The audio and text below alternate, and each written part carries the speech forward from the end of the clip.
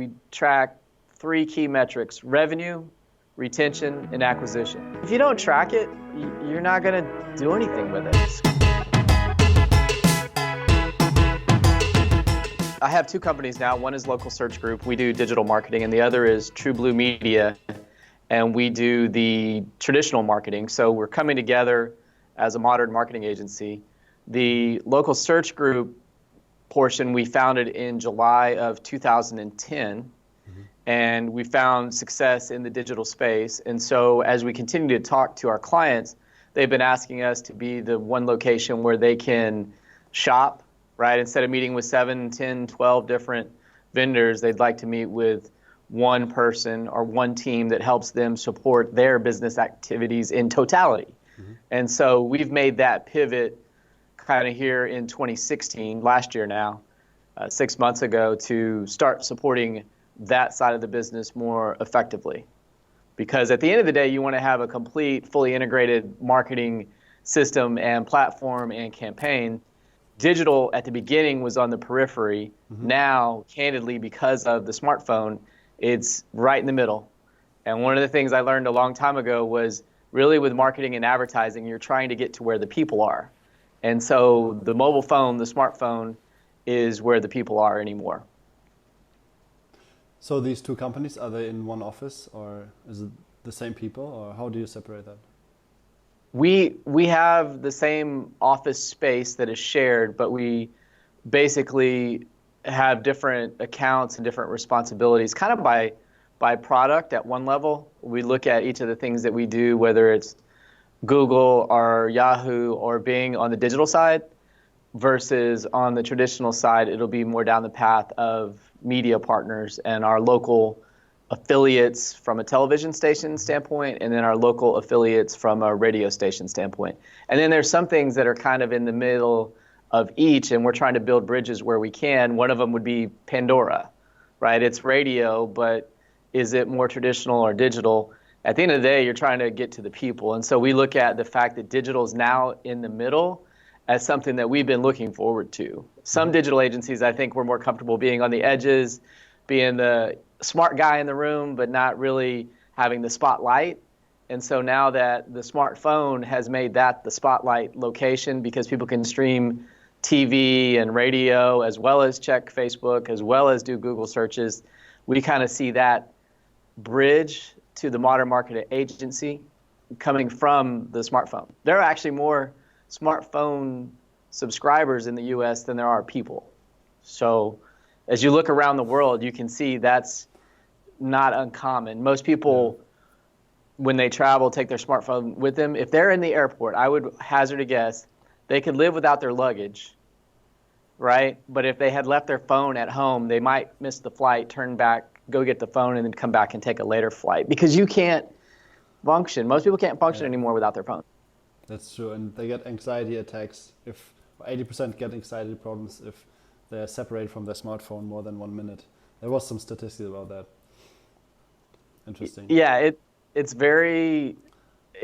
created very attention deficit disorder type thinking. When you want something now, you get it immediately. Forget about delayed gratification. Just go grab your phone. And you see it with the news cycles too. It used to be, we talk about 24-hour news cycles. And I used to think getting back to somebody via email within 24 hours was acceptable. Now it's turning into minutes. I mean, the thing that's happened because of this phone and your ability to take it with you everywhere, right? We used to travel overseas and it might not have connections, but here you and I are overseas talking and connecting quite readily, quite easily, quite candidly.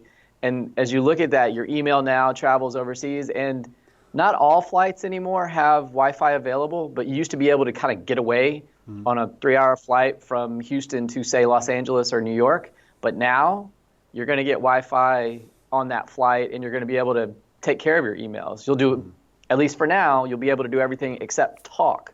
And there are some legislation that's being reviewed about whether or not they're going to allow people to talk on their smartphones while in the air. I don't think that's a good thing. What do you think about that? I think it's a terrible idea.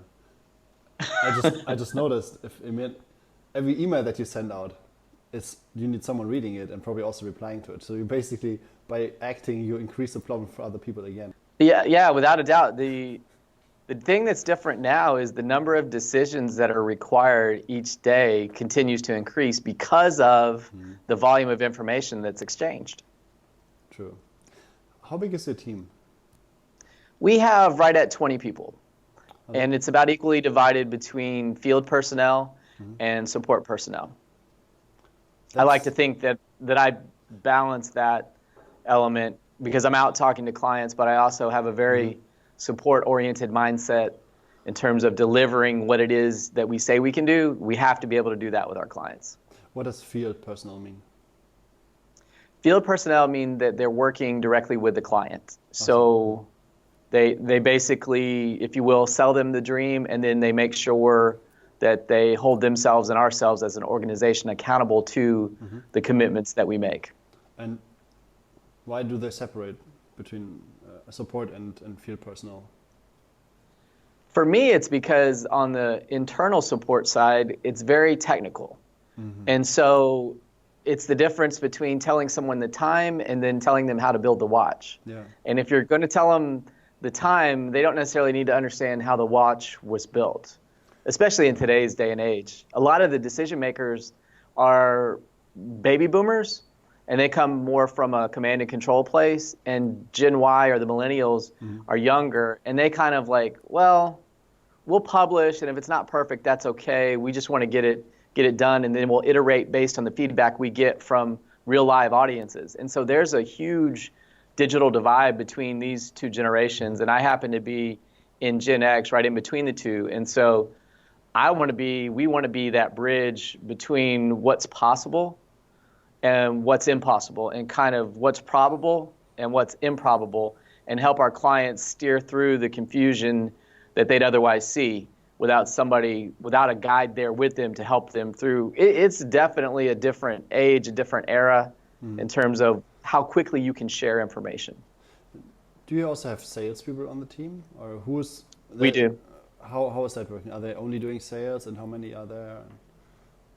We have 3 or 4 salespeople, but one of the things that we've done differently is we've had the salespeople maintain the accounts that they acquire, and that certainly helps with the retention aspect of what we do. We don't have a huge marketing budget. Most of our acquisition business comes from referrals, word of mouth, grassroots marketing, that kind of activity. What is grassroots marketing? What it means to me, I used to work at Nike, and so grassroots marketing was when we'd get out and hit the streets and talk to the people. And so now what that means is, for example, there's a National Association convention in New Orleans at the end of January, and so I have 4 speaking engagements as part of that event.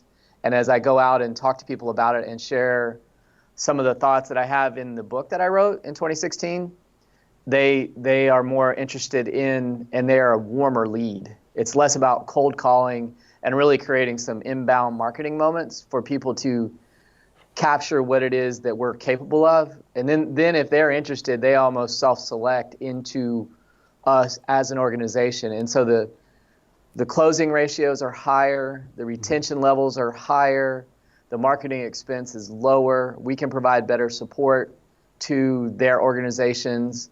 So that's kind of the model that we've used to help acquire new business. So how many salespeople roughly? And because they also go into customer or key account managers, right? So they're key account managers, exactly. So it's the same thing in your case? Yes. Well, it's a hybrid. And what we have is probably 3 or 4 people that are more sales than account support, and then we have 3 people that are dedicated account support. So we try to balance it, and then, in my mind I have different ratios that I want to try to keep things at in terms of the number of clients that a person can handle in a given month at a very high level. We want to provide exceptional customer service. We want to be able to do things that we can measure and track. We want to be there for our clients and really kind of help them grow, because ultimately that's what helps us grow too. Yeah. Did you see any kind of conflict in the daily work of a key account manager or a salesperson when they have to do these things both? Or was it a totally normal thing for your team? It was a totally normal thing because of the digital space and the way that it developed. Initially, it was a consultative approach. If it were more, and it has evolved, and it's certainly more competitive today than it maybe was 5 years ago. But as you look at the space, for us to be able to help simultaneously educate someone as well as provide support to them, you really, in my mind, had to take that approach. Because what was happening for me, I used to be on the client side. I used to work with Toyota. And what would happen is somebody would come in and sell me the dream. And we'd go through the process and we'd understand. And then at the end of the day, we'd accept what it was that they had decided we needed to do. And now we're moving forward, except, lo and behold, old switcheroo. Now I get somebody else who's going to be my account person. When what I believed in, who I trusted, who guided me through it was the salesperson. So what we've done is kind of the antithesis to that, and we've said, okay, if you sell it, you support it. And we've attracted a very unique skill set with our salespeople. I've even, through the years, gone through and created a sales rubric. Really what that means is just the criteria that indicate success with our organization in supporting clients and acquiring clients. Because, the worst thing you can have is a salesperson who doesn't sell anything. And so we've gone to great lengths. We have personality tests that people take, and we want to get sales associates that can provide support. So it's a different type of person, but they're out there. And the ones we've had that have landed with us have been very successful with us and have stayed a long time. Okay, that makes sense. Yeah, thanks for the clarification. You just mentioned a book. So because I haven't seen it on your site, what is it? How did you do it? And why? So the name of the book is Car Dog Millionaire. And what it really comes down to is there's the old school way of doing things, which would be like a car dog, right? Your old habits, your bad habits. And then what I put out with the advent of the digital age is that you can be a car dog millionaire. If you're willing to move forward, if you're willing to look into the future, and the future candidly is the now. For a while it was all about what could social media be? For a while it was what could the smartphones be? For a while it was what could the internet be? Well, it's all here now. And so do you want to hold on to that old school way of doing things, or are you ready to move forward and progress? And so what I did, I wrote 23 chapters. 16 of them have questions, trivia questions that have answers that are developed as part of the chapter. If you've seen the movie Slumdog Millionaire, it's a lot like how that Academy Award-winning movie plays out, except it's in a written format. And then the last 7 chapters are actual conversations that I've had with clients. Now, the client names have been changed to protect the innocent, if you will, but it's definitely, you can feel the fear in the changing dynamics that were shaping our business. And so it's a great guide for somebody who is in the marketing profession in general, but certainly specifically for the automotive category, it's very helpful in establishing foundations, establishing metrics, and it has a lot of concepts. I come from a family of educators, and so really kind of shared my best thinking I published it last January, actually. So it captured from 2008 through about 2015 the best thinking that we were able to execute with our clients, our customers, that help them move their needle. Does the book have a certain target group? Yeah, I would say automotive owners, automotive retail dealer principals, general managers, general sales managers, marketing support people. It's funny, when I go and give speeches, most every time, I'll say, okay, how many people here are dealer owners, right? Because they see the world in a certain way. And then I say, okay, how many people here are general managers? They see the world in another certain way. And then I have 2 more groups. One is internet sales directors, and then the other are social media managers. And between those 4, they're kind of shaping your public persona. And as I understand the nuances of that demographic in a speech, I will shift a little bit more if it's a general manager towards a conversation about the Moneyball factor, right? Which is basically measuring your profitability per visitor to your website. Mm-hmm. If it's more about the marketing aspects of it, we'll start talking about impression share. Am I showing up as often as I should when somebody is looking for what it is that I have the ability to sell? And if you have different things that are governing your thinking, I just want to make sure that we organizationally can align with that. And so understanding who it is that we're even talking to, and we as an organization, have spent a lot of time building those personas because each of them are decidedly different. Some of the general managers or general sales managers, their motive is gross revenue. So when you're into a sales orientation, you're not as concerned about spending advertising dollars. But if I'm talking to a general manager, I'll want to understand not only because he's going to be more motivated by net profit, we not only want to understand the advertising allocation in terms of dollars, but we need to understand how many personnel that they have for sales on their staff, as well as how many units of product that they have in their inventory. Because if you don't have alignment between sales personnel, inventory, and then your advertising, you're going to miss somewhere. And so we're very scientific, we're very analytical in that regard. Are these target groups also the target groups of your business? No, those are kind of more B2B. Mm-hmm.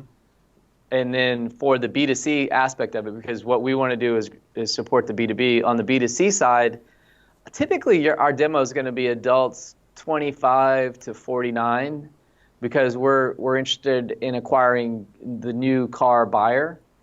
What we'll find too with our retail partners is that we'll want to grab the geography closest to them. And that's been one of the most successful things we've done as we track behavior online. There's certain things within Google Analytics that are indicative of buying behavior or shopping behavior versus that are indicative of brand building behavior. And so we track those metrics relentlessly on behalf of our clients and really report back to them and modify our bidding strategies, our bidding structures, especially within environments like Google. But sometimes we'll go, let's say, a male demo 25 to 49 for different products like a truck product, or with some of the quick service restaurant categories that we're working in, we do work outside of automotive as well. And so as we look at the pizza category or the sub sandwiches category, those kind of things get a little bit more nuanced in the way that you communicate.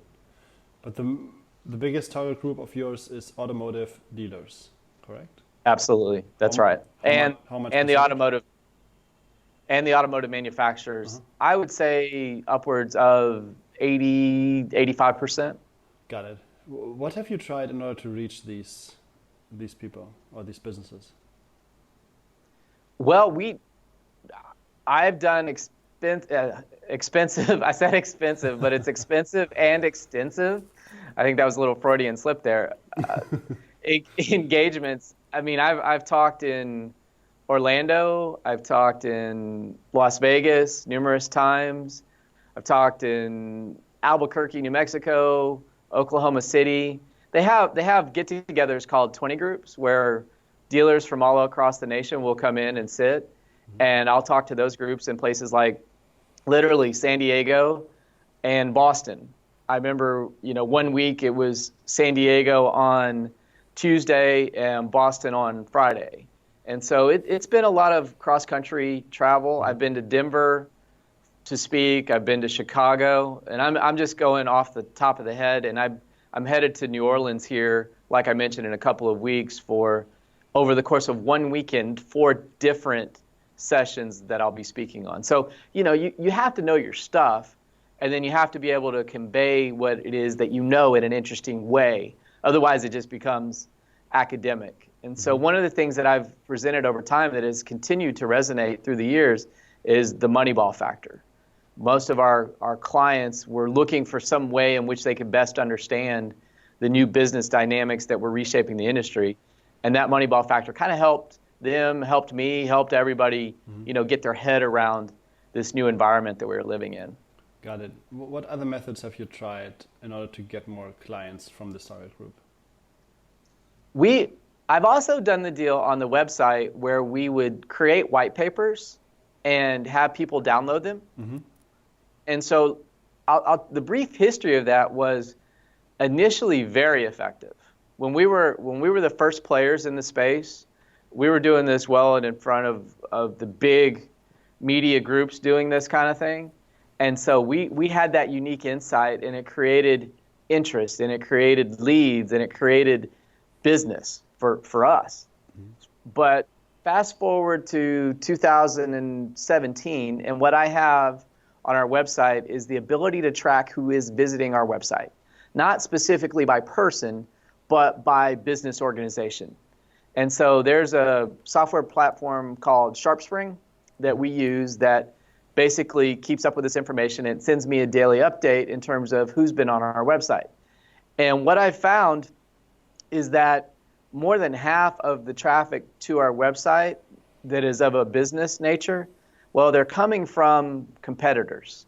So I've had to be more cognizant recently of putting out intel that can be broken down, which can ultimately give my competitors a very nice second mover advantage. We've slowed that down a bit in terms of the publication. We'd more like to share that detail privately via email, via a webinar, so that we can filter. If it's going to one of our retail partners, then we're fine. We're good, right? Because at the end of the day, if you can figure out how to do this on your own, more power to you. But it's pretty complex. It's pretty intricate. We're very meticulous. And so once they see what it is that we do, they may say, you know what, I get it, and I know that you get it. So at this point, if I need help, I'm going to know that you're the guy to go do that. But what our competitors do is basically reverse engineer the algorithms that we're building, and then they go to market with it. And so that's not quite as good a feeling given where we want to go. Yeah, that doesn't seem to make so much sense. Have you tried any outbound sales, outbound outreach, cold calling, cold emailing? We do. We actually have a company that does phone calls for us. Mm-hmm. And so we have in certain major metro markets where we have representation like Chicago and Dallas and Houston, we'll have them call and see if they are able to set up appointments for us. And in many cases they do. And when those appointments are set up, the closing ratios are solid. We just want to continue to keep track of how they perform. Mm-hmm. Again, if we can't measure it, we won't do that. We won't do it. And that includes our own sales and our own marketing efforts. Yeah. The other thing we do, we will cold call. Like our sales team will drop in to a location and we've always encouraged our sales team to be known for something. And so one of the ladies on our team, she actually does cookies. I mean, homemade cookies. And so she wraps them up, puts her business card. She goes in with knowledge of the client that we're looking to acquire because she's done her homework. And if the person is unable to meet with her, then she'll provide, the cookies with her business card, not only for the person she's looking to meet with, the general manager of the store, but also for the receptionist of the store, the person who's kind of the gatekeeper to that general manager. And so that's certainly something that isn't typical. One of our guys was a golf player in college, and so he got for a while some golf balls that had our company logo on it, and he would do the same thing. He wouldn't give the golf balls to the receptionist per se, but he would invite the general manager out for a round of golf, because if they connected on that level, then certainly on a business level, they were going to be able to connect as well. Yeah. Based on what lists are you doing the cold calling, yourself or the external company? Well, so here's an example. The NADA event is called National Association of Automobile Dealers, and it's in New Orleans. I don't think I got that acronym perfectly correct, but you get the idea. And they give us a list of all the people who have signed up to attend. Well, what they give us is just the first name and last name and the dealership name.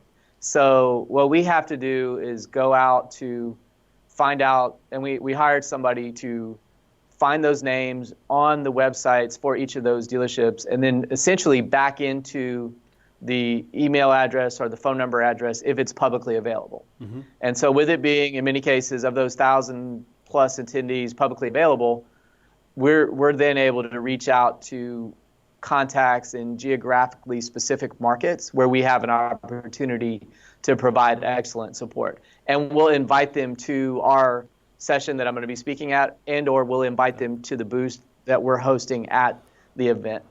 So that's kind of the way that we go after. And then we watch, like I said, on a daily basis to see if those people are coming to our website, mm-hmm. which when you start seeing people visit, that's a good preliminary indicator. But then the secondary, more important indicator is that they've now gone and read 7 or 8 pages and that they've spent 10 minutes on the website. Now they're starting to get engaged. Now they're starting to see what it is that we're about and the support we can provide to them.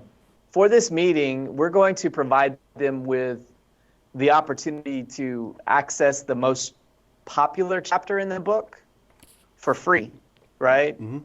And so we feel like that's the content that they would the feedback we've received is that's the most interesting, compelling, and reshape their thinking kind of thing that we've done. And so they get access to that. It's chapter 3. It's the Moneyball factor of which I alluded to earlier. And then if they want more, I mean, you can go to Amazon.com and you can order the audiobook, you can order the hardback, you can order the paperback. They can go to our website. They can sign up for our email newsletter. So we're just, we're using the content as a hook in very specific cases to bring the right people to the table. Because of the nature of the internet, it's access to everybody.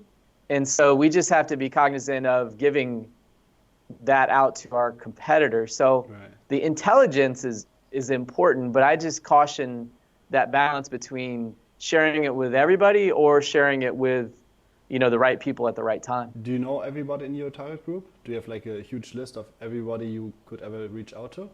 Or is it still hard to find new dealers? No, it's not hard to find new dealers. There's probably 20,000 new car franchise dealerships in the United States. There's 38 different original equipment manufacturers from Ford to Honda to Chevrolet to Toyota. So as you think about the possibilities, I think I'm only limited by the geographical representation that we have. We tried to move into the Los Angeles market at one time, and it was difficult because they want somebody who lives in LA, not somebody that lives in Texas. And the lessons we learned in that process, we have strong representation through the Chicago, Houston, and Dallas, which makes us readily accessible. Mm-hmm. And that's the one thing about our category. They do like to have face-to-face meetings. Are you familiar with HubSpot? Yeah. So I went to Boston, and we were using HubSpot. We still work with them. They're a partner of ours.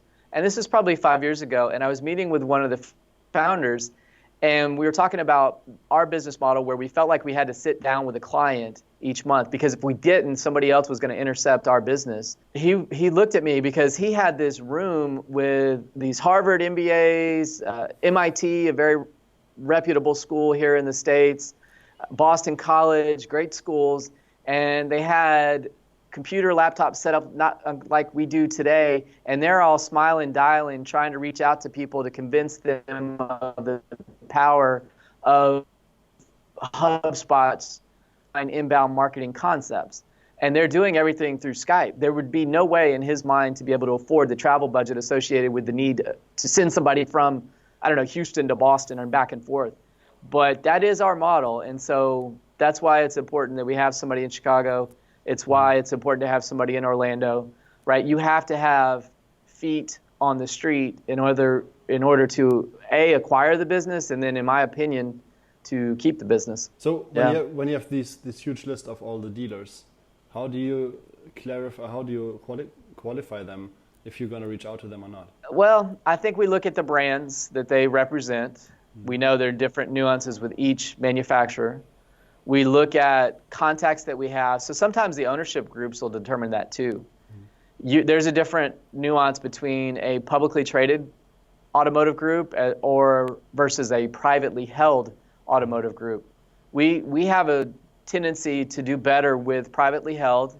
We have a tendency to do better when they have between, we'll say, 6 and 30 stores. We've had a number of clients that are in the 10 to 20 client range. In other words, one family owns 10 dealerships throughout a region.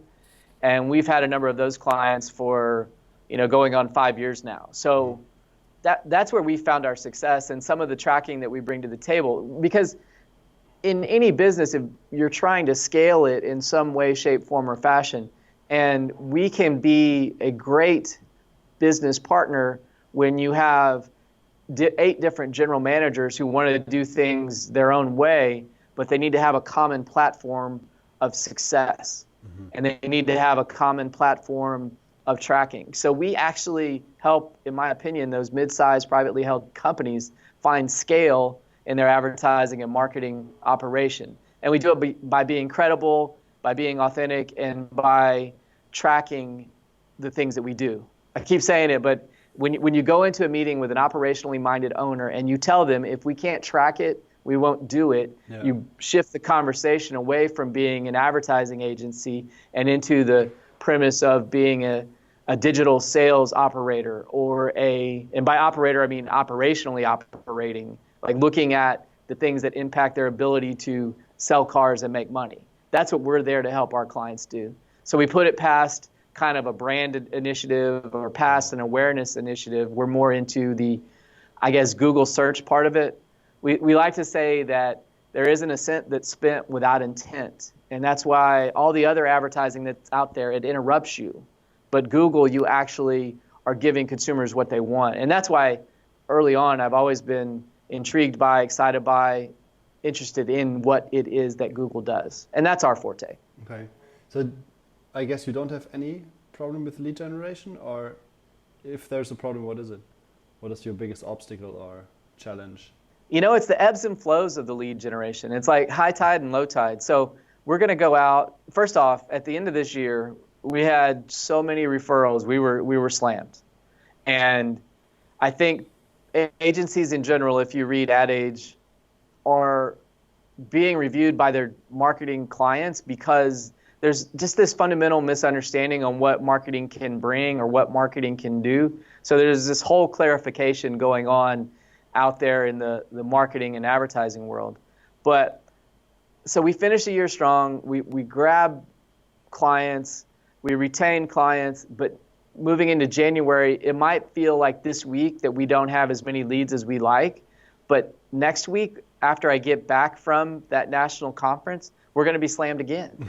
And so it's going to take 2 weeks to sort through that, figure out who we need to get back in front of, who's ready to do business, who wants to talk about doing business.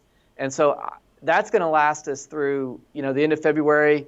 If I want to go out and generate more business, there's additional speaking engagements that happen throughout the course of the year that typically turn into more revenue at the end of the day. If you need more leads, you go speak and then they come.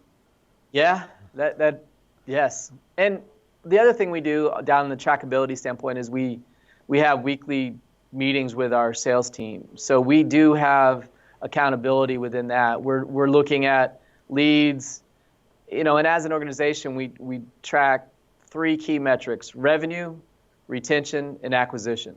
And so acquisition is the piece down the lead path that's important. If you don't track it, you're not going to do anything with it. So, right. If you want to have your acquisition go down, stop paying attention to it, because it will. Because there's a lot easier things to do in your workday than try to acquire new business. But when you do, it's a very exciting thing. It's a very powerful thing. It's the lifeline of the organization. So we want to keep growing. And so the team that we have, they want to keep growing. And that's why it's so important to get the right people, because once you are locked into that growth mindset, it can continue.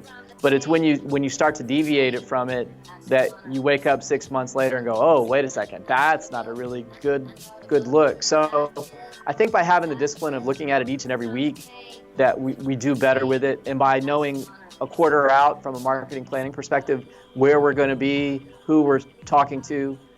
We do a better job with it.